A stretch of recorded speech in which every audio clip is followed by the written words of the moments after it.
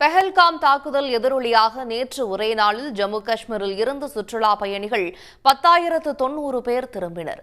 ஒன்றிய அரசின் உத்தரவை அடுத்து எல்லை கதவு திறக்காமல் கைக்குலுக்கல் இல்லாமல் அட்டாரி வாகா எல்லை பகுதியில் கொடியிறக்க நிகழ்வு நடைபெற்றது.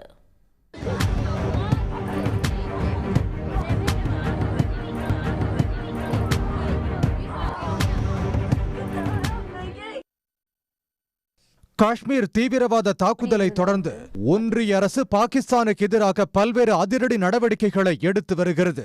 சிந்து நதியில் இருந்து பாகிஸ்தானுக்கு தண்ணீர் திறப்பது நிறுத்தப்பட்டது. பாகிஸ்தானில் உள்ள இந்தியர்கள் நாடு திரும்ப அறிவுறுத்திய வெளியுறவுத்துறை இங்கிருந்து பாகிஸ்தானுக்கு செல்ல வேண்டாம் என்றும் உத்தரவிட்டது. பாகிஸ்தானியர்களுக்கு வழங்கப்பட்ட மருத்துவ விசா வரும் 29ஆம் தேதி வரையே செல்லுபடியாகும் என்றும் அதற்குள் அனைவரும் கட்டாயம் வெளியேற வேண்டும் என வெளியுறவு அமைச்சகம் அறிவித்தது.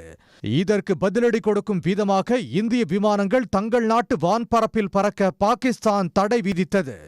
இதையடுத்து விமானங்களை மாற்றுப்பாதையில் இயக்க முடிவு செய்த ஏர் இந்தியா விமானம் வட அமெரிக்கா, இங்கிலாந்து, ஐரோப்பியா, மத்திய கிழக்கு நாடுகளுக்கு மாற்றுப்பாதையில் விமானங்களை இயக்குகிறது.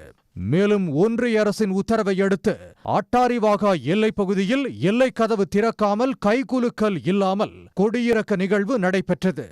இதனிடையே பெஹல்காம் தாக்குதல் எதிரொலியாக நேற்று ஒரு நாளில் மட்டும் காஷ்மீரில் இருந்து சுற்றுலா பயணிகள் 10,090 பேர் திரும்பினர். ஸ்ரீநகர் விமான நிலையத்திலிருந்து நேற்று காலை 6 மணி முதல் இரவு 8 மணி வரை 110 விமானங்கள் இயக்கப்பட்டன.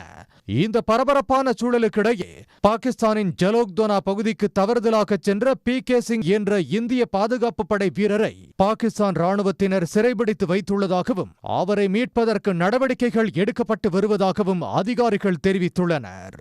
உடனுக்குடன் செய்திகளை தெரிந்து கொள்ள சன் நியூஸ் பெல் ஐகானை கிளிக் பண்ணுங்க.